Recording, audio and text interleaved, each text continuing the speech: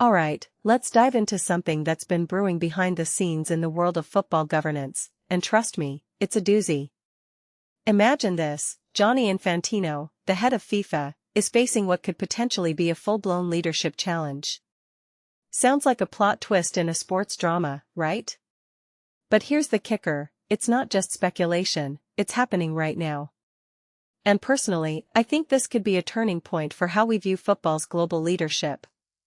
Here's the deal: members of the FIFA Council are pushing for an extraordinary general meeting, EGM, which, if you're not familiar, is essentially a big, urgent gathering where they can grill Infantino and potentially challenge his leadership.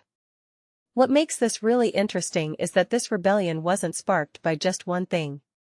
It's a combination of events that have left council members questioning Infantino's decisions and his judgment. From my perspective, this isn't just about Infantino, it's about the broader issue of transparency and accountability in football's governing body. One thing that immediately stands out is the Folarin Balogun suspension saga. Remember that? Balogun, the USMNT player, had his red card suspension lifted during the World Cup, which led to Norway filing a complaint to the IOC, claiming FIFA had bowed to political pressure from none other than Donald Trump. Now, FIFA insists everything was above board, but here's the catch: they haven't released a written report on the decision.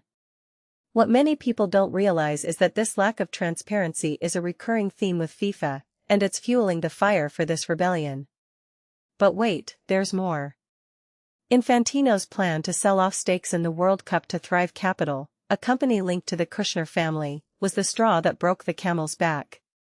This move was so controversial that even UEFA, CONCACAF, and the Asian Football Confederation came out swinging against it.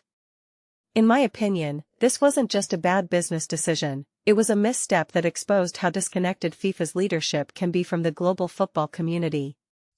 What this really suggests is that Infantino's grip on power might not be as strong as we thought. Now, let's talk about the rebels. These aren't just a handful of disgruntled members, they're a growing group with serious clout.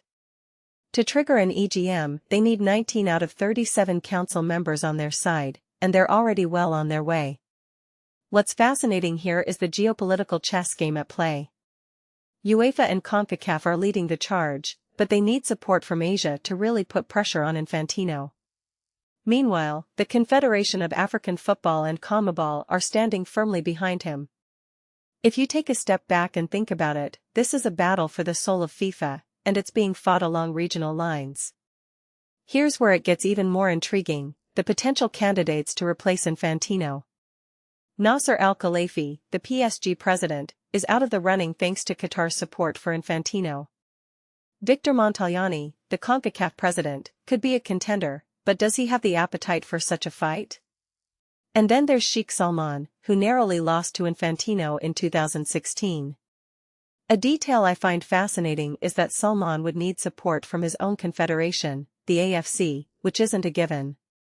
This raises a deeper question: who has the credibility and the backing to challenge Infantino, and more importantly, can they actually win? What makes this moment so pivotal is that it's not just about Infantino's future, it's about the future of FIFA itself. Infantino has already secured over 200 letters of support for his re-election, but those can be withdrawn. And with the deadline for new candidates not until November, there's still plenty of time for this drama to unfold. Personally, I think this rebellion is a symptom of a larger issue: FIFA's governance structure is outdated and opaque, and it's catching up with them.